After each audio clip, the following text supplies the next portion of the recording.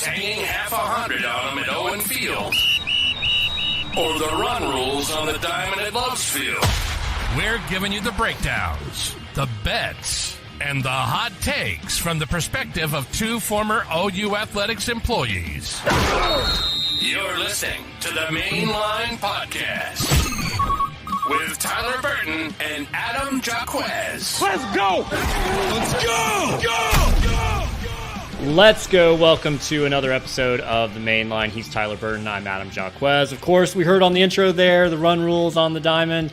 Not happening so much. I think we'll talk a little bit about that this evening. But Tyler, how are you? What are we talking about on the main line this week? Adam, I'm doing fantastic. Back in Denver after a long weekend back home. Got to spend some time in Norman and Oklahoma City. Hang out with the family, play some golf. Went to a wedding for some friends on Friday night. But yeah, excited to be back up here. Obviously, NHL playoffs coming up, NBA playoffs, the number one overall seed in the Western Conference. Oklahoma City Thunder getting back in action here over the coming days. And yeah, we've got a lot to talk about tonight, Adam. In case anybody out there doesn't know, Oklahoma spring game kicking off here in just a matter of days, 1 o'clock on Saturday. Tentatively, we'll see if the weather has anything to say about that, if they change that time or move dates or anything like that. But we're going to touch on who's going to be shining, what we're going to be keeping an eye on this upcoming weekend in Norman. We're going to be talking about softball and baseball. Softball, a little bit of a rough patch right now, as much as you can call it a rough patch. Obviously, they've only lost 4 games this season, so we're going to touch on Patty Gasso's team a little bit, and also Skip Johnson's crew, kind of getting back on track. Had a nice weekend against Kansas State. We're going to touch on that. We're going to leave the men's basketball portal talk or lack of portal action. We might save that for another episode. We don't just want complaining nonstop on men's basketball. Yeah, we're going to take a week off. We're going to take a week off. We're going to keep it light. We're going to keep it positive. Thank you, everybody, for joining us tonight, whether you're watching live on the YouTube page, Twitter, or a little bit later in the week, consuming it on any of your podcast platforms. But yeah, Adam, spring game this upcoming week. Super excited about it. It's going to be a good chance for us and all the Oklahoma fans out there to kind of see a little bit about what Team 130 is going to be made up of. And I'm also super excited about being able to watch this offense on Saturday. It's going to be super vanilla on Saturday afternoon, but I am excited to kind of get our first taste of what the Seth Luttrell offense is going to look like this upcoming fall. Let's start with the quarterback position, not Jackson Arnold. Let's talk about Michael Hawkins Jr. first, because we've heard a lot of hype about him. We talked about him, I think, 2 or 3 weeks ago here on the main line. And obviously very exciting. The backup quarterback's usually going to be the most popular person on campus in a lot of years at Oklahoma. But what are you looking for from Michael Hawkins Jr. that will really get you excited about his potential here in the spring game?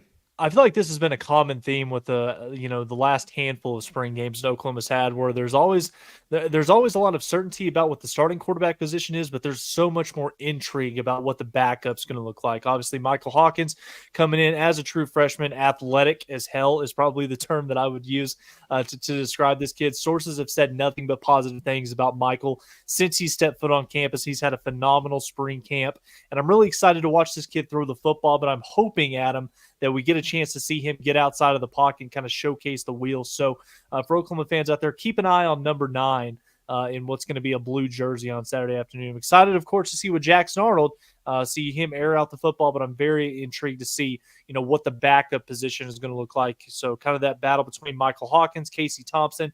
Excited to watch Mike on Saturday afternoon. I'm curious about Jackson Arnold, and I'll throw this out to the chat as well, whether you're listening live or later on. But what do you think a successful spring game looks like for Jackson Arnold? Because we've heard about the troubles with the offensive line. He's not going to be, as mobile as a Michael Hawkins Jr. So obviously there will be some limitations there, the blue jersey, all that. So I do kind of wonder, is he almost set up to disappoint OU fans because we know the spring game, it's just not going to be real in pretty much any sense there. So what do you think success looks like for Arnold on Saturday, assuming the game happens on Saturday and doesn't get moved to Friday or another day? That he walks out of the game when the final whistle comes out and he's completely healthy. That's really the only thing I'm looking for. I mean, obviously you want to see him be consistent, make some good throws, take care of the football, not have any turnovers. But yeah, first and foremost, the main thing that anybody really hopes for in a spring game setting where it's just nothing but a glorified inter-squad scrimmage, it's the overall safe and health of the guys on that roster. So yeah, what success looks like for me, maybe throw a touchdown pass or two, but walk out of here completely healthy on Saturday.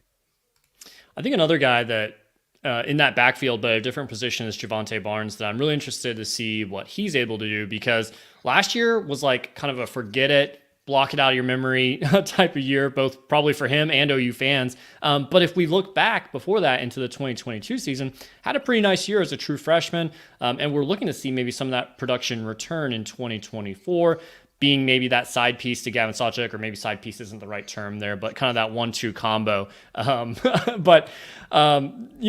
think this is the first opportunity to prove that, hey, he is fully healthy. He is back. Yeah. He's going to be a prominent part of this offense. And I'm interested to see what he's able to do. Yeah, you flash back to 2023. That was really kind of the first, impressions that we got from, Javonte Barnes. He was healthy. Obviously he had a couple fantastic games. We all remember the performance that he put together along with Gavin Sawchuk in the Cheez It Bowl against Florida State. It had a lot of Oklahoma fans, us especially, Adam, that were excited about what Javonte was going to be able to do last season. Obviously was bit by the injury bug a little bit, wasn't able to stay healthy consistently for a full season, which really kind of limited his abilities as a running back. I know that was something that DeMarco Murray has talked about, over the course of this spring, and is having a fully healthy Javonte Barnes for the first time in a long time at his disposal. It's going to be a fantastic addition to that running back room, who we already know what we've got in Gavin Sawchuk, but the fact that you're going to be able to pair Gavin with Javonte to go along with some of the young up-and-coming guys like a Taylor Tatum, number one running back in the country, and also Caleb Hicks, a guy that has really turned some heads and taken some positive steps over the course of spring practice this year. And we haven't even talked about the transfer that Oklahoma got as well. But again, I'm very excited to see how Javonte looks in the uniform this upcoming Saturday, see how he moves, how he's cutting, how crisp he is in running in between the tackles. And we'll see if he can't get out there and kind of showcase his speed and showcase that he is now fully healthy and he's ready to have a fantastic 2024 season. Yeah, I agree. I think it'll be interesting to see how they use that, because in a vanilla type of game plan, you would expect the running backs to maybe have the most opportunities to do a whole lot. Amazon delivery driver always coming live during our show, knocking off Lincoln the dog's rhythm there, which I don't know if we've mentioned this in a while, but we got to at least poke a little fun at Tyler for naming his dog Lincoln long before Lincoln Riley left the program. But I guess you just keep the name at that point. You can't rename a dog, right? Can't rename a dog. He's embracing it. We're rolling with it. He is the sole Lincoln. Anytime anybody mentions that word, everybody knows that that's who he's referring to. If I had a dog, Lincoln? Abraham Lincoln. Well, I don't know. We'll keep that. But yeah, he is making his presence known. It kind of feels like the Amazon truck driver. It's just kind of the part of the routine. Every Tuesday night when the main line records, got to drop something off and get the dog riled up. But no, Adam, yeah, it's going to be a lot of fun watching, kind of the playmakers that Jackson Arnold and Michael Hawkins are going to have at their disposal this upcoming weekend. Wide receiver is another one that there's been a lot of talk about, the depth and the overall talent of this position group going into this upcoming season. A couple of new faces that I'm really eager to, check out and watch on Saturday, see how these guys are, kind of fitting in, both at the University of Oklahoma, being led by Coach Emmett Jones at that wide receiver position. Deion Burks is obviously the one that's been gaining the most amount of talk and attention, and rightfully so. You watch this kid's highlights from his time at Purdue, a couple of the short snippets that Oklahoma has kind of teased us a little bit, watching Deion make some plays over the course of spring practice. I'm excited to watch what DB is going to look like. Jaden Gibson, another one as well, who this was a guy. He seems to have taken a step forward for sure. Really has. And he's another one that the Oklahoma social media team, and a lot of the video that's been put out there over the course of the last 4 to 5 weeks, Jaden Gibson feels like a guy that he's been showered by nothing but praises for what he's been able to do since the end of last season. It kind of feels like the light's starting to come on. Things are really starting to click for JG. He's poised to have another big one. But another one, Adam, that I want fans to be aware of on Saturday. I know that I'm going to be watching this kid because, the comparisons for this kid coming out of high school, Zion Kearney, wide receiver, true freshman, probably by many out there claiming that this is the closest thing to CeeDee Lamb that Oklahoma has had since 2019. A lot of praise for what many people call the best wide receiver in the NFL. But, Zion's a guy that's going to be able to go out there, stretch the field, make some plays, electric with the ball once he's got it, in his possession, as you can see here as we, kind of go through some of the Zion Kearney highlights from his time in high school. But, this is a guy, measuring in about 6'1", a little bit over 200 pounds, bigger size, speed. He's a guy that, really is a dangerous weapon all 3 downs for this Oklahoma offense. And he's going to be another guy who I think, again, as much as we've talked about the overall depth of this wide receiver position all the way across the board at all 3 to 4 positions, Zion Kearney is going to be one of those true freshmen that it wouldn't surprise many people if you look up their second, third game, or maybe even towards the end of the SEC play, you don't see Zion Kearney out there, gaining a fair share of his reps when the offense is out there on the field. Yeah, and wearing number 7 at the receiver position, I don't know, it just kind of feels right to me for a guy of his size and stature. So I'm excited. I kind of wonder, not that he's not going to be good as a freshman. I just feel like that room is so stacked because, barring injuries, he's going to have to unseat a Nick Anderson, a Deion Burks, some guys that have some real experience like Farouk, others that we'll probably talk about throughout the rest of the spring and the summer. But it wouldn't surprise me if he has, a really solid spring game, but really doesn't play much in the fall. And I don't think that's necessarily going to be a bad sign for him or anything. I think Emmett Jones has made that room so stacked that it's okay if a guy that is highly touted just says, hey, I'm going to develop my body and develop my game here in my first year on campus and do kind of more of a traditional route that we see from players or that we haven't seen from players in recent memory. So that's a good thing if your freshmen aren't necessarily contributing right away. And sometimes that means there's just a lot of guys that are ready, are experienced, and we need to see more veterans on this team, especially heading into the SEC. Anyone else from a receiving perspective you want to call out there? I'm going to move a little bit closer towards the line of scrimmage here. And the tight end position, we talked about it on this podcast, Adam. It's gone from being a liability to what I think is going to be a strength of this offense going forward. We all know about Joe John Finley, obviously being a co-offensive coordinator, former tight end at the University of Oklahoma, Seth Luttrell, his connections as well. They're going to figure out ways to dial up different formations, create some mismatches to have guys like Bauer Sharp, who has kind of been the talk of spring camp, over the last month and a half. But you've got Bauer Sharp, you've got Devon Mitchell, you've got Jake Roberts that is going to be back fully healthy. He'll be ready for summer and fall camp. But I want to see how Bauer Sharp moves. There's been a lot of comparisons out there to a guy like maybe a more athletic Blake Bell. Who, Blake Bell being a fantastic, tight end in Oklahoma. I'm very excited to see what Bauer Sharp is going to be able to do in this offense now, especially when you have a quarterback in Jackson Arnold that's going to be able to use the entire field and really not be limited to just outside the numbers. I know that that's something as good as Dylan Gabriel was during his time in Oklahoma. Those throws over the course of the middle of the field that weren't quick slants to Drake Stoops, that was really something that Dylan Gabriel was a little bit inconsistent with. So we'll see if Jackson Arnold can kind of bring that area of the field back for this tight end room and this, really be a strength of this offense going forward. So yeah, Bauer Sharp is definitely one. He's been the talk of spring practice. We'll see if he can't be just kind of add to the highlight reel from what we've seen this upcoming Saturday. And then Adam, what everybody wants to talk about, the offensive line. The offensive line. I just put on here for guys that I'm excited to watch. I put everyone because it's really kind of a crapshoot. I don't know what people should expect about this upcoming weekend. I know that there's some guys that have been banged up. It's forced a lot of the young guys to be able to step in and, kind of grow up a little bit quicker than what you might have anticipated. But I wrote down everyone here for who I'm going to be watching on the offensive line. Yeah, James in the chat pointing out that Brent Venables kind of baptism by fire for the offensive line so far. And of course, they're shuffling so many guys in and out. I don't think there's been too many times where we've heard a report that, oh, this is the offensive line. It's been the same starters day 1 through 5 this week or anything like that. So obviously, they're figuring so many things out. I think that's going to lead to a lot of deficiencies for the offensive line, regardless of the fact that there's probably 5 guys there that at the end of the day will be, I think, solid.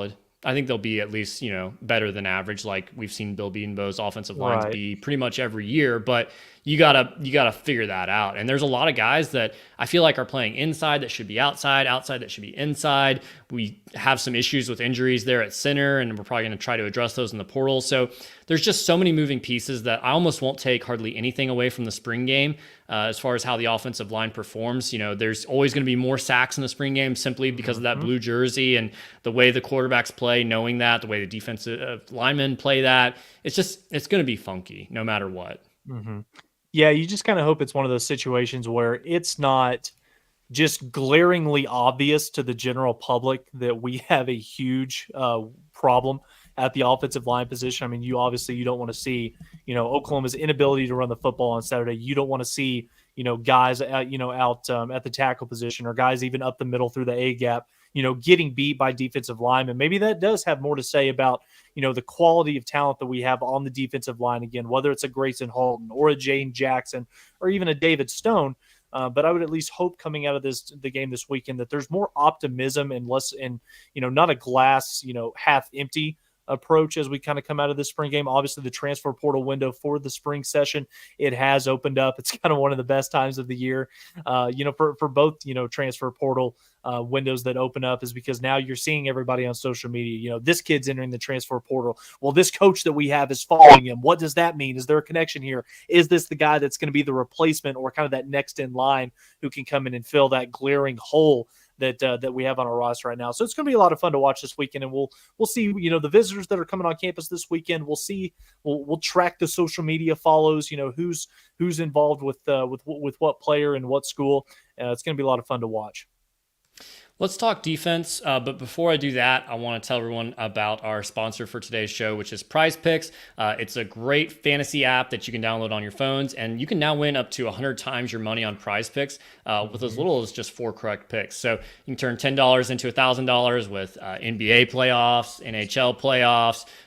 There's lots of different sports that you can choose from on there. I wish you could do the spring game. I don't know, that'd feel kind of weird betting or making picks on certain players when you're playing your own team, but it's a totally free app that you can download, and then you can actually use our code Mainline to match your first deposit up to $100. So some free money for you there. Lots of awesome opportunities too, especially the Thunder in the playoffs. Once they get their opponent lined up here over the course of this week, you'll have some OKC Thunder. I'd be betting the over, the more on the 3-point line for several of those. So make sure you're checking out Prize Picks, and we appreciate them being a partner of us here at the Mainline, and just download the app and you can use that code Mainline to match your first deposit up to $100.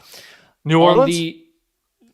New Orleans Pelicans? Is that what they're thinking? Well, we'll see. I mean, there's the play-in games here, so we'll see who. I know there's a lot of talk about the Lakers potentially throwing the games in order to match up with the Thunder because that's a more favorable matchup for them. I mean, the disrespect to want to match up with the number 1 overall seed is kind of crazy to me, but we'll see how that goes. On the defensive side of the ball, we just mentioned, okay, the offensive line, we're really not going to take any stock in that performance. So it would seem also in the same sense that we might view the defensive line in the same way, but should we? It's never as good as you think it is, but it's also on the flip side, it's never as bad as what one might think. And obviously, I kind of feel like this freshman class that Oklahoma and Brent Venables have brought in for this recruiting cycle, this is definitely going to be the side of the football where I'm most eager to watch the guys that are going to be making an impact on Saturday. Obviously, you start on the defensive line. We'll start down low in the trenches here. There's really 4 freshmen that I'm going to be kind of keeping an eye on. Obviously, Jane Jackson and David Stone. Rightfully so. They've garnered all the attention. Jane Jackson, what he's been able to do, already up over 300 pounds. He's probably been the most outstanding defensive lineman over the course of spring practice, and many people thought that he was going to be a guy coming in that would have an opportunity to crack the 2 deep. And now I think, over the course as we kind of come towards the end of spring practice here, many people think that Jane Jackson could be in line to start game 1 once the month of September rolls around. And obviously David Stone, 5-star, number 1 defensive tackle in the country. I think it's going to be a lot of fun to watch this kid. Obviously, when he was at IMG, high motor, fantastic football player, super strong, was able to really play, keep his pad level low.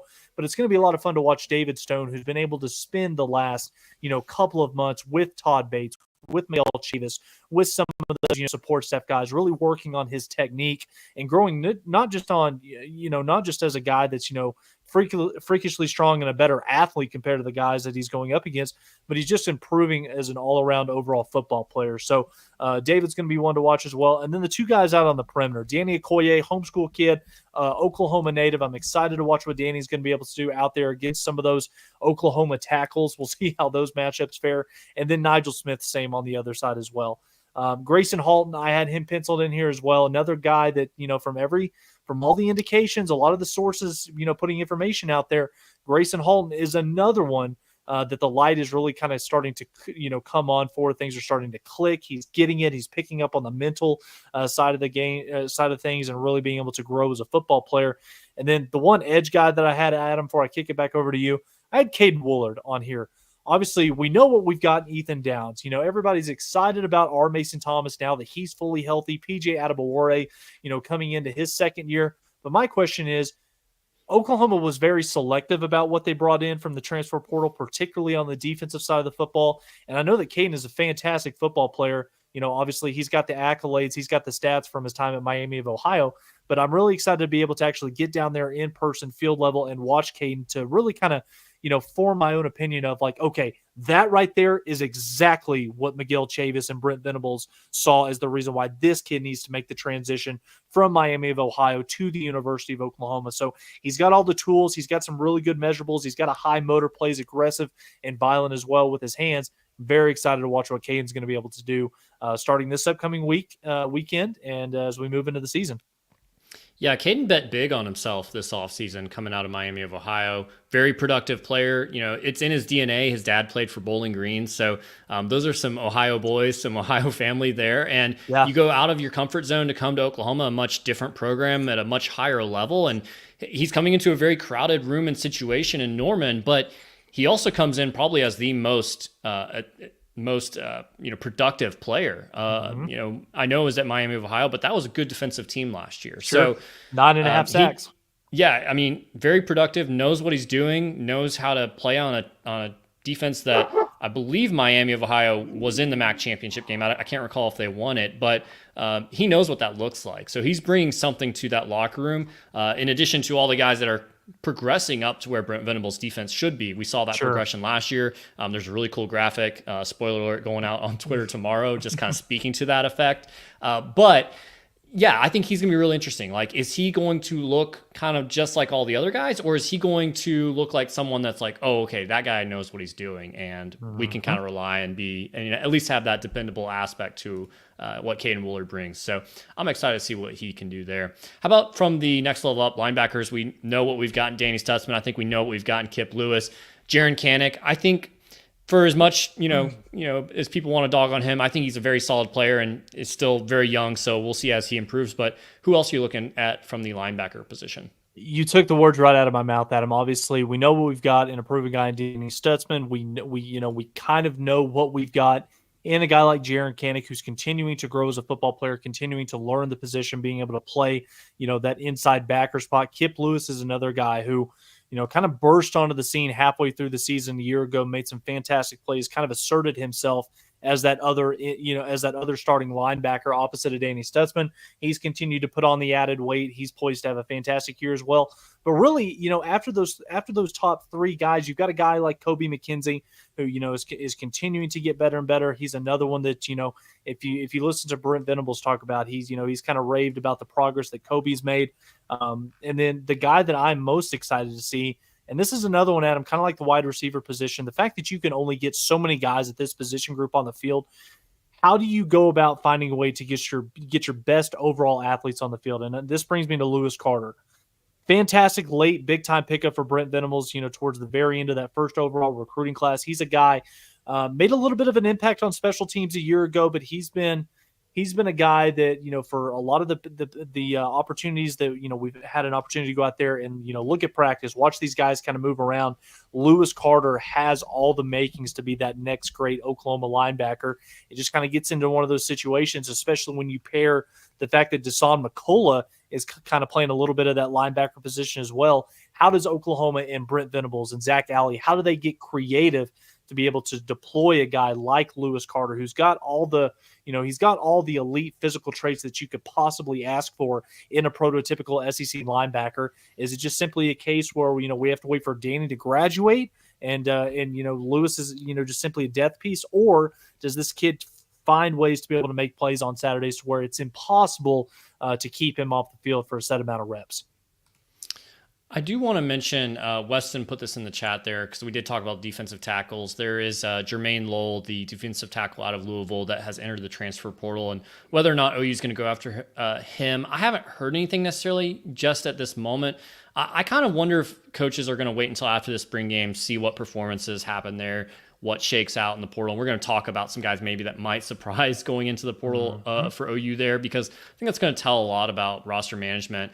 And I don't know about Jermaine Lowell. He's a guy that I'm honestly surprised he still has eligibility left. He played for 4 seasons at Arizona State, 2 seasons at Louisville, and was far more productive at Arizona State. So, I mean, I haven't been watching him closely. I don't know if he's just working his way back from injury. I don't know very much about him, but I kind of wonder if OU is going to look for something better than that potentially there. So we'll see how that goes. Go ahead, Tyler. I was just going to say, I think another thing to keep in mind as well, obviously, you lose Jacob Lacey, obviously being forced to medically retire. You would think that Oklahoma would be in position to want to be able to go out there and pick up at least one, maybe even 2 interior guys that are 300 pounds plus. But if it comes to fruition where we reach kind of the end of this transfer portal cycle, and maybe Oklahoma doesn't go out there and they're not able to reel in somebody from the portal at the interior defensive line position, I don't really know if that necessarily says so much about Oklahoma's inability to bring in talent from this transfer portal window.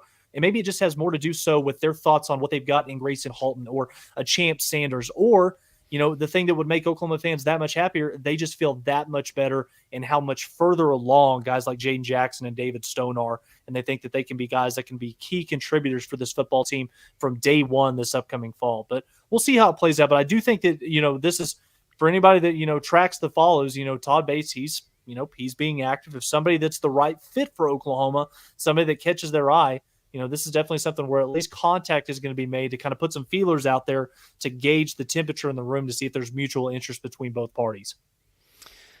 Let's finish out here with the back level, the defensive backs there. And it feels like we're playing musical chairs here because we've got so many guys that we feel pretty confident in. I think we like a lot and we're really excited to see them, but the music's going to stop playing at some point and somebody's going to be left without a chair there in terms of starting and a majority of playing time. And I don't know who that's going to be just yet. So obviously a lot of playing time that's being, competing for right now here in the spring.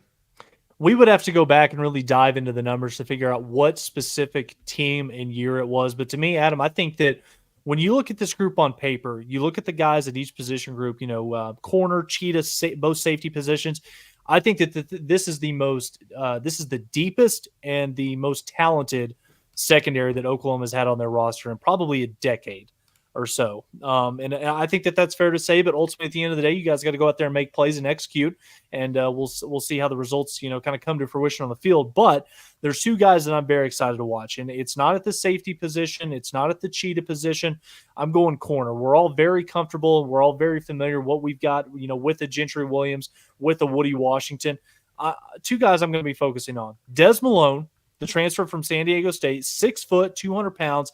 He's built like a linebacker, what a linebacker used to look like at Oklahoma when Benny Wiley was still here.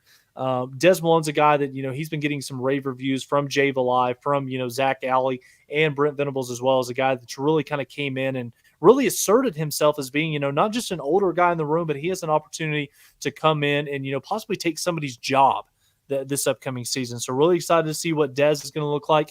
And then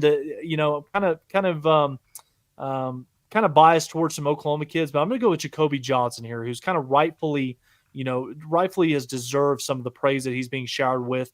And the thing that really sticks out to me about, it's not just the athleticism of Jacoby Johnson, but it's also the size and the build. When you look at some of the elite teams that are consistently towards the top of the SEC year in and year out, your Alabamas, your Georgias, your LSUs, one of the things that is consistent across the board with those teams year in and year out is they have NFL body type corners that they can throw out there on an island on both sides of the field, depending on what the formation is. So the fact that you've got a couple of guys that are, above 6 foot, 200 pounds in Des Malone and Jacoby Johnson, very excited to watch these guys move around, and we'll see how they hold up, not just in coverage down the field, but we all know going into the SEC, big boy football, particularly on the line of scrimmage, your corner is going to be put into some positions, Adam, where you're going to have to make some plays against the tight end out in the flat, or make a play in the running back when they run off tackle. So we'll see how these 2 guys line up. Very, very excited to watch Des and Jacoby on Saturday afternoon. I want to run a few names past you that could be surprise entries into the portal. Before I do that, anyone else on the defensive side of the ball that you want to highlight? No, I don't think so. Okay.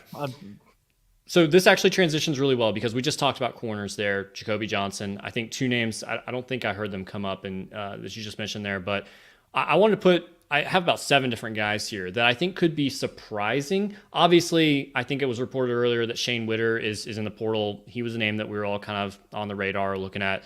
But in this age, there's always guys that are going to be a little bit surprising that probably enter the portal. So let me run these past you a little bit rapid fire. I want to kind of gauge like how surprised you would be and how realistic you think potentially any of these guys entering the portal. Makari Vickers, haven't heard a whole lot from him, and I'll group Josiah Wagner in there as well.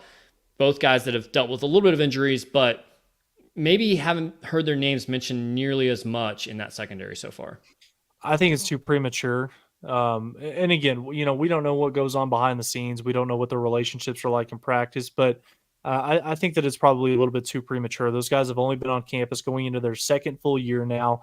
I think that obviously they see the talent, but also the veteran presence that's ahead of him. They know that Woody's got 1 year left. They know that Des Malone is a guy from the transfer portal. He's got 1 year left. If Gentry Williams, is able to stay healthy and have a phenomenal year, who's not to say that he's a draft pick, at the end of this season. So I don't know. Jury's still out on these guys, but I would think, they'll stick around in Norman.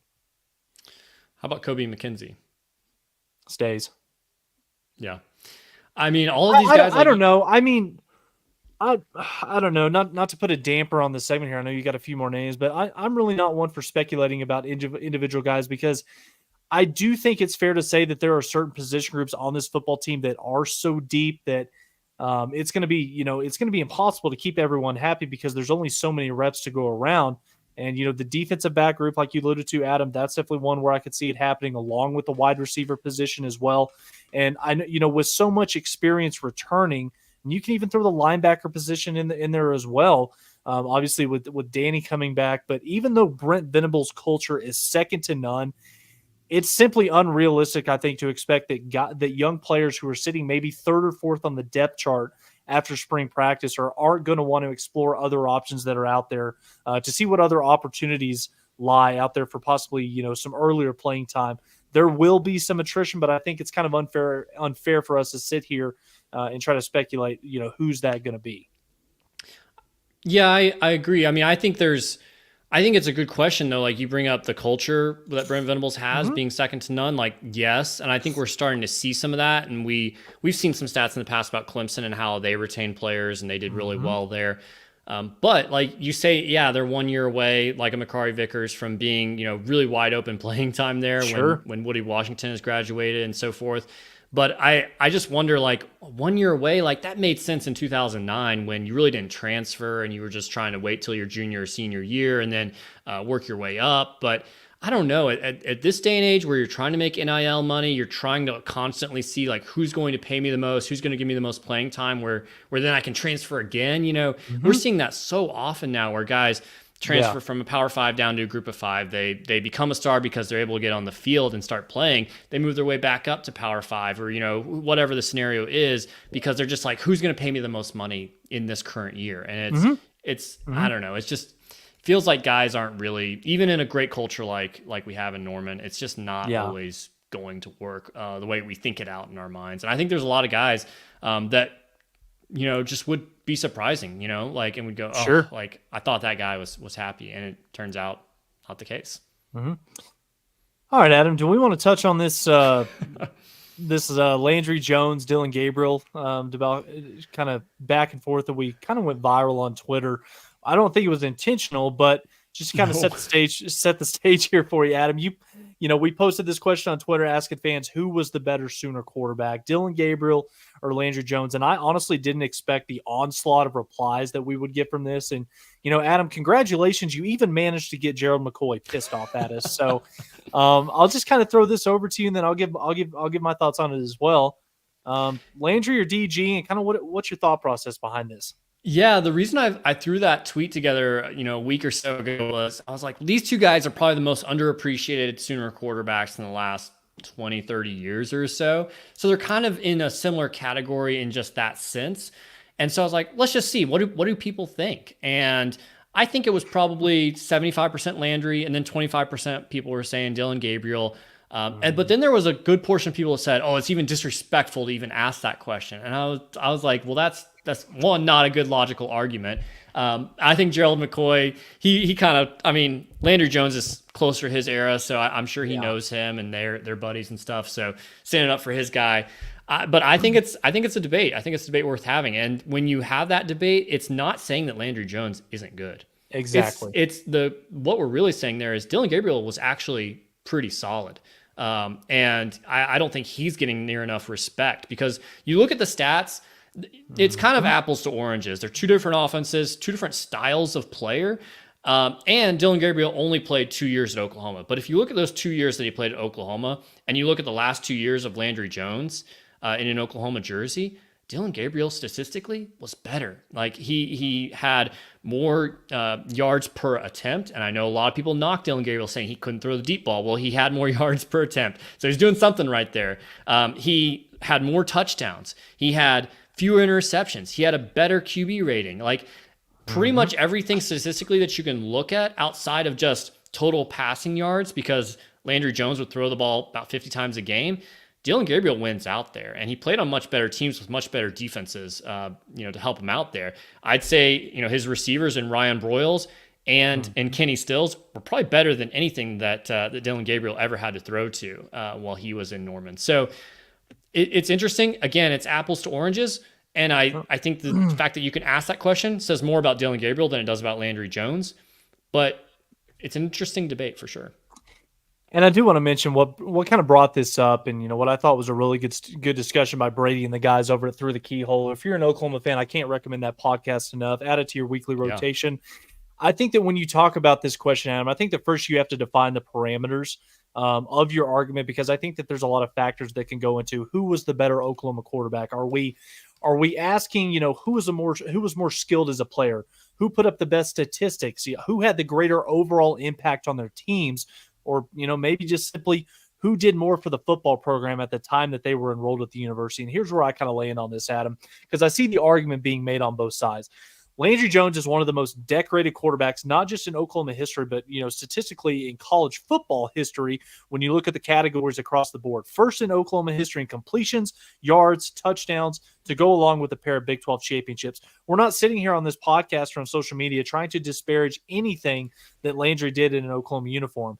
But his two best seasons in Norman, and Adam, I think you mentioned you were looking at the last two. I even went one step further. I looked at Landry's 2010 and his 2012 statistics, his two best years in an Oklahoma uniform.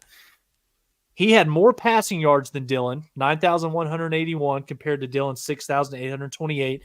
But Dillon, comparing their top two seasons at Oklahoma, DG had 78 total touchdowns to 12 interceptions, compared to Landry's 69 touchdowns to 23 interceptions. So it's not as lopsided as you might think from a statistical standpoint. And also, Dillon Gabriel wasn't asked to throw the ball 50 to 55 times a game as well, like Landry, and that current offense was kind of allowing him to do so. Dillon Gabriel's two seasons in a senior uniform, Adam, and this is kind of where I tend to lean a little bit more towards DG in this, because to me, Dillon's two seasons in an Oklahoma uniform came at the time of the most uncertainty and turmoil in the history of Oklahoma football. After Lincoln Riley slithered away in the middle of the night like the snake that he is, Caleb Williams left, half the coaching staff left. It was really the first time in our lifetime, Adam, where something like this has happened at Oklahoma. To the best of my recollection. And while he didn't win a conference championship during his two seasons in Norman, he helped Brent Venables kind of right the ship and get this program back on track from where it was kind of left for dead in November of 2021. He definitely had a bigger career-defining moment in an Oklahoma uniform than Landry did. Dillon's, game-winning drive against Texas in the Cotton Bowl, that's going to be talked about for decades upon decades going forward into the future. And even though he's playing for Oregon now, and we know why that is, just watch the spring game on Saturday and look at who's going to be start quarterback for Oklahoma. He left Oklahoma football in a better place than he found it. So for me, It's this simple. Landry won a couple of championships on a much better all-around teams than Dillon did, especially on defense. You cannot deny that when you go back and you look at the rosters and you look at the depth charts. And that's not taking anything away, from the guys that played with Dillon Gabriel. But that's just simply, you're comparing apples to oranges on this in a different era of college football. But I think that Dillon had a greater impact on the program. And if I'm picking a quarterback tomorrow, with all things else on the roster being equal, I'm taking Dillon Gabriel over Landry Jones. You heard it, Gerald McCoy. Tyler Burton is just a clickbait artist. But again, we're not sitting here disparaging Landry Jones. He's a fantastic quarterback for what he did. Yeah. You win 2 Big 12 championships. You sit atop of the record books in multiple statistical categories. You're doing something right. Yeah. But my whole argument goes about, you look at the time period in which these guys, occupied the Switzer Center in Norman. I think that Dillon Gabriel had a bigger impact for Oklahoma, even though he didn't win the championships. But when you look at where Oklahoma is now compared to the night after the game in Stillwater where Oklahoma lost and Oklahoma, didn't take the LSU job. He ended up going to USC. Oklahoma is in a much better position right now than they were 2 years ago, and a large part of that has to be given to the credit of Dillon Gabriel. I know a lot of people said that Landry because of winning a Big 12 championship or multiple Big 12 championships, and I'll give him credit for 2010. 2011, I'm not crediting that team at all for a Big 12 championship. It was shared with Kansas State. We lost to Kansas State. I think it's officially counted by the university, but it's a shared title, but the other team beat OU. So I'm not going to sit around and count that one. So, I think it's an interesting debate. Again, it elevates both of them. It's not saying, hey, one guy shouldn't even be in the conversation. It's elevating both those guys. Titles and championships won. This is across sports as a whole. Titles won is not the end all be all when trying to, rank players who's better than the other. Yep, exactly. Let's talk a little bit about softball. They just wrapped up a run rule up in Oklahoma City versus Tulsa. But before we jump into that, I want to tell you about our other sponsor here on the main line, and that is Factor Meals. Factor Meals is a no prep, no mess meal solution that gives you over 35 different meal choices each week. They're tasty, they're fresh, they're ready to eat in only 2 minutes. And maybe the best part for someone who's super picky like me, they got me to eat a lot of veggies I normally wouldn't touch. You got zucchini, green beans, cauliflower, and more, and they're fantastic. I was eating a lot of things I normally would just never touch. So they are awesome, and they've done the studies too. It's usually cheaper than eating out. So you get a great meal super fast. All you have to do is head to factormeals.com/mainline50 and use code mainline50 to get 50% off. That's code mainline50 at factormeals.com/mainline50 to get 50% off. And we greatly appreciate them sponsoring us here on the main line. Talking about softball a little bit here. Obviously, we got the run rule against Tulsa. They're not, the best program to measure yourself against. We're focused probably a little bit more on the BYU series, who they're kind of okay, but they beat OU. They kind of, OU allowed BYU to hang around in several of those games. And then you go back, a week before that, you lose 2 out of 3 there at Texas, who's a very good program this year, going to be probably in Oklahoma City for the World Series. But should we reset our expectations a little bit on softball at this point? I'm going to say yes, but no at the same time. You take 2 out of 3 over the weekend at Loves Field against BYU. Obviously, BYU is not some world beater out there, but they're an above average softball team right now, and they just coming off a game that went final just a few minutes ago, an 8-0 run rule win over Tulsa, where Kirsten Deal, who got credited with the loss, by the way, in the game over the weekend to BYU. This was what does she do? She bounces back and throws a no-hitter in Oklahoma City at Hall of Fame Stadium. So I love the coaching decision made by Patty, who she had a little bit of a rough outing, even though she only pitched just a couple of innings. But going back to her in the midweek, get her some confidence. And what better way to gain some confidence than by throwing a no-hitter at Hall of Fame Stadium? But, this is a good opportunity. Oklahoma, coming off of the series win against BYU, they win the midweek game. They've got a 3-game series that starts this upcoming weekend at home against Houston. Adam, we posed this question on Twitter. I'm curious to get your thoughts on what side of the coin do you fall on here? We asked questions, how will Oklahoma's season end? Obviously, they're sitting here now at 39-4 overall in the year, 15-3 in conference play. 67% of our Twitter voters saying a 4th consecutive national championship. 24% saying they'll make it to Oklahoma City, but nothing after that. 7% saying we're going to finish runner-up, and then 2%, you know who you are, saying that they will miss the Women's College World Series altogether. So, Adam, what side of the coin do you fall on this? And if you're watching, comment. I would love to hear what people are thinking about this one, because I was kind of surprised by those results. A lot of confidence that OU is just going to go into Oklahoma City and everything's going to be fine. And I look at this and I go, okay, I think think Kelly Maxwell is reliable. I feel pretty confident in what she's going to do. Nicole May, more times than not, I'm feeling pretty good about what she's going to be able to provide.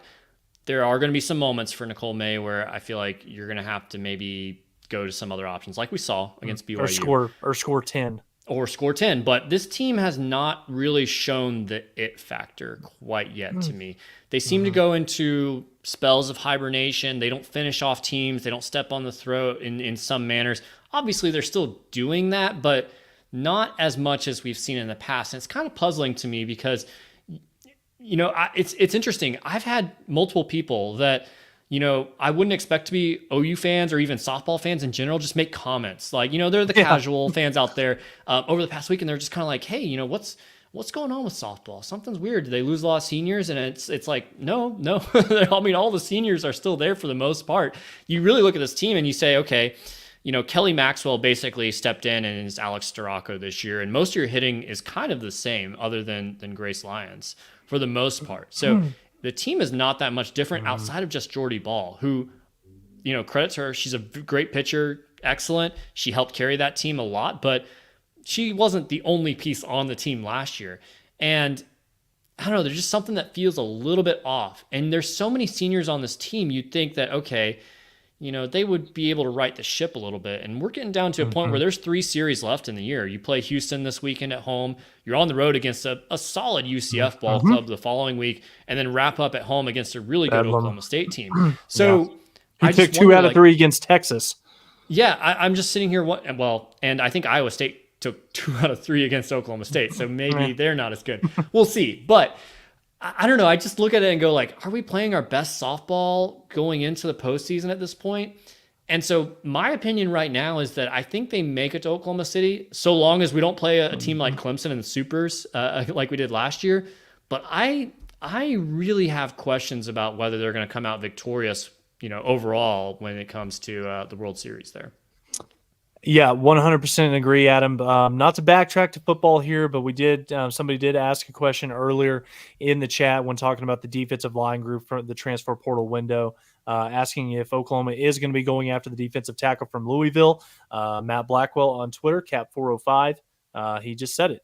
He will be at the Oklahoma spring game this weekend. So Todd Bates, the man moves fast. So we'll see what Oklahoma is able to do once they get the big man on campus. But Adam, back to softball here. I'm not as confident as I was when we started the season, but I still expect Oklahoma to win the national championship. I don't believe this season Oklahoma is the clear-cut, head and shoulders #1 team above everybody else in the country, because there's a lot of teams across the country right now that are playing really good softball, especially in the Big 12, in the SEC, in the Pac-12.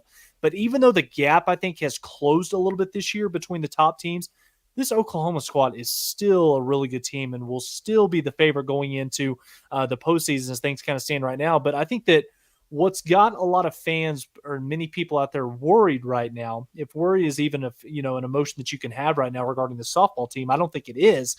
But it's that the 4 losses that they have this season, it's not so much about the losses. It's the fact that we don't look as dominant in our performances as we have over the past few years. And, it doesn't look the same as it has for the last 3 national championship seasons. And maybe that's because we're spoiled as fans, because we've witnessed possibly the greatest run in softball history over the last decade. But even though we are struggling a little bit right now, fans need to focus on what I'm about to say. And I'll lay this out here for you, Adam. You tell me if I'm wrong. This is an experienced team, veteran leadership in the circle and up and down the lineup. Jada Coleman's been there. Tiara Jennings, Kinsey Hansen, Kelly Maxwell's pitching in the Women's College World Series, along with Nicole May. So there's guys, there's gals. Riley Boone, another prime example as well. They know what it takes to reach that mountaintop and, to achieve that goal. And, even though we're struggling a little bit right now, it's not about what you do in the month of April. It's about what type of softball are you playing once you turn the calendar to the month of May and you get into postseason play.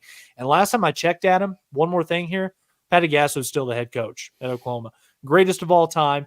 The greatest softball coach is at the helm. She will get this team where they need to go. They're not playing their best softball right now, but you can count on it. They're going to peak at the right time. So trust Patty, trust the process, and let's get ready for another postseason run.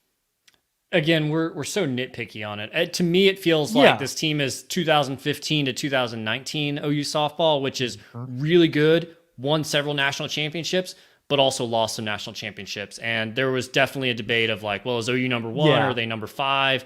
Whereas since 2021, it's been like, okay, who's playing for second place to Oklahoma?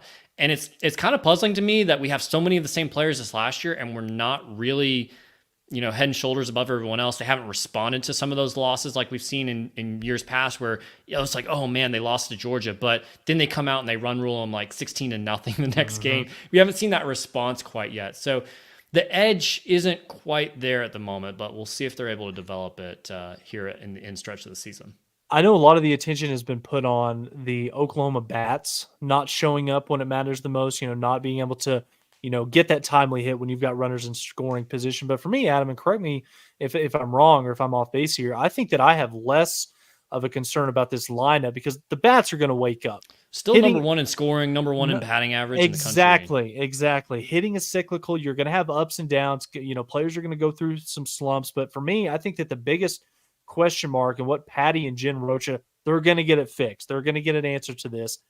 You have to be able to go into the postseason confident in having more than just 1 or 2 arms because Patty's talked about it since Paige Parker graduated that she never wanted to put her team and her pitching staff, especially in a position where you had to ride, the arm of one girl over the course of 3 to 4 games. Once the Women's College World Series rolls around, so they've got to be able to get Nicole May, who's had some phenomenal moments in an Oklahoma uniform, and I think that the best is yet to come from Nicole in a. She looks to close out her final year in Norman, but you've got to just be able to get, more confidence in that pitching staff from top to bottom. You got to get Nicole May, back on track. You've got to get Kirsten Deal, who, what a way to welcome back confidence meter here, throwing a no-hitter. But you've also got to get, girls like Peyton Monticelli, kind of get back into the fold here and, kind of get them to where they're pitching at their best as we, kind of move towards the very end of the season, because we're going to need all 4 of these girls to be able to go out there and win another national championship. And last thing, Adam, you hit the nail on the head. We have to nitpick and find the littlest things to be able to come on here and talk about, ways in which this Oklahoma softball team can get better. And I think that, there's no better proof of that than the mindset of these players. And you just listen to some of the things that Patty's talked about in her press conferences each of the last 2 weeks. They know that they're not firing on all cylinders right now. They know that there's still that next gear that they can get to. And it's just all about, taking it one day at a time, focusing on your preparation, going out there and executing. And I have no doubt that this team will peak at the right time, and they'll be firing on all cylinders once we turn to the month of May. Month of May could be really good for OU baseball. They're on a hot streak right now, coming off a great week, going 4-0, getting the midweek against UT Arlington that really got them back on track, and then sweeping Kansas State. Former OU head coach Pete Hughes bringing the Wildcats to town. Kansas State is a solid ball club. I kind of hope they're the last team out again, like they were last year, just to make Pete Hughes cry a little bit more. But OU took care of business in Norman, and it hasn't been the easiest road for OU to win at L. Mitchell Park, but a really solid weekend for the Sooners. This is a very vague, open-ended question, Adam, but I'm going to throw it to you anyway. What stood out from the series against Kansas State? Because the performance, anytime that you sweep a conference opponent, you're doing something right, but it was drastically different than what we've seen over the last couple of weekend series. Oklahoma kind of got back on track. They were playing good baseball. Yeah, I think for me, it's the fact that Michael Snyder, he wasn't great on Sunday. You had some other guys that are normally your reliable hitters, like that just weren't hitting great that weekend. And you saw younger players really step up, specifically true freshman Jackson Willits. He's starting to find his groove at shortstop, and being able to hit the long ball. And Jason Walk as well out in center field, which that's going to create a little conundrum there. But over the last 10 games, those two guys are combining to hit over 300 with 8 home runs. So you're getting a lot of production from the back half, and Walks played a lot of leadoff as well. But you're getting a lot of production out of those guys. And Scott Mother has been a tremendous surprise at that catcher position, which early on we were wondering, like, okay, Easton Carmichael defensively, maybe not what we were looking for, but was hitting the ball extremely well. That's allowed him to go into that DH spot. And Mudler's been really productive. With tons of RBIs, getting a walk-off, in fact, on Sunday for the Sooners there. So you love to see what you're getting out of the back end of that lineup, and especially the younger guys there. And then the pitching continuing to look really solid. I think the lineup is really settling in with Braden Davis and then Kyson Witherspoon. And then on Sunday, Grant Stevens looking really nice there. Early on, I was kind of wondering about him. His first game that he played in a Sooner jersey was, I believe, against Dallas Baptist, one of the best hitting teams in the country. So I was like, okay, I don't know if this guy's got it, but he's really developed throughout the course of the year and has really solidified himself as that third day starter. So I think you're starting to feel like this team is coming into shape here. And you'll have an interesting series as they head out to Provo Thursday through Saturday against a team that isn't really, the best. They're not in the top of the conference. So it's an opportunity for Oklahoma to really show, okay, we are indeed playing our best baseball, and we're going to finish the year in the right direction and maybe get back into the conversation for hosting a regional. We'll see. Well, Adam, that brings me to a follow-up question here. What do you do with Jason Walk after Spikerman returns? We talked a lot about how Jason Walk was really excelling last week when Eddie Radosevich was on, and he just continued to add to the resume this weekend against Kansas State. He's got some electric speed. I would love to see Walk next to Spikerman in the outfield, to see them go for a ball that is probably right in between them, because I think Walk is faster. But then we saw Spikerman come in and pinch run in, I think it was the bottom of the ninth inning for Oklahoma. Yeah. And so it sounds like he's close to returning. He's obviously pinch running. And so, okay, what do you do? Because Walk's been filling in at center field, but he's hitting the ball really well. I think he's a future superstar. He's already looking like one in some ways right now. So, you don't take Bryce Madron out of the lineup. He's one of your better hitters over there in right field. I kind of think what you do is you move Walk over into left field where Pettis is. And then I think Pettis probably becomes maybe like a pinch hitter in some scenarios. I also could see him maybe moving to DH possibly, and having Easton Carmichael fill in behind the plate in some games, not all games, because I think Scott Mother is tremendous in what he's doing on both offense and defense. But I think you maybe want to give your catcher a little bit of rest as you head into the back half of the year, keeping Mudler fresh for a postseason run there. Are you hurting your defense, though, by taking Pettis off the field? I don't think so, because Walk has been so good in center field, the speed, and I think he's starting to settle in a little bit on, when to go take the ball, when to allow another guy to get it. Right. And I think Walk's arm strength is something that actually could really help there in left field. So we'll see how that goes. Last question, Adam. Again, another open-ended one. What's the road ahead for this baseball team? The goals are still out there in front of them, talking about a Big 12 championship, hosting a regional. What kind of lies ahead for Skip Johnson's bunch? Baseball America ranked OU back in the top 25 this week. D1 Baseball did not. I thought it was a little premature for OU to re-enter the rankings. I think I want to see more consistency out of them. Go take 2 out of 3 at BYU, come back home, take 2 out of 3 against Texas. You're also going to get Baylor before the year is over. Texas Tech is probably a little bit tougher team, but I think you can win 3 out of those 4 series. Oh, Cincinnati as well. Cincinnati is probably lower half. So 5 Big 12 series left for the rest of the year. I think you can win. I think if you can take 4 out of those 5 series, you don't have to sweep them all, just take 2 out of 3. I think everyone except for Texas Tech on the road is very winnable, very possible to get 2 out of 3. You're probably going to finish number 1 in the Big 12 if you do that. You already have, top 20 RPI. You've got the number 1 strength of schedule there. I think that's very realistic for this team to do. It's just like when we expect them to do that in the past, they haven't done it. So we'll see what happens here. I think it's a really important moment for them out in Provo to go take care of a Cougars team that is not the best. But, they're still going to be challenging. The entire Big 12 conference is going to be challenging. So go out, take care of business, and continue to do that. I think they could be inching their way back into potential host conversation. Well, it's going to be a lot of fun to watch both Diamond sports teams kind of as we move towards kind of the back half of the conference schedule. Kind of look forward to both of them hopefully making a postseason run. And we're definitely excited. Appreciate everybody joining us. We're excited to get down there to Norman. I'll be flying in Friday night, Adam. Looking forward to seeing you on Saturday. Hopefully the weather cooperates a little bit with us. I know that's not a very common thing with Oklahoma spring games in the month of April, but excited to get down there this upcoming weekend. It's going to be a hell of a lot of fun. Yeah, thanks everyone for watching or listening. We will see everyone next week for the next episode of The Main Line.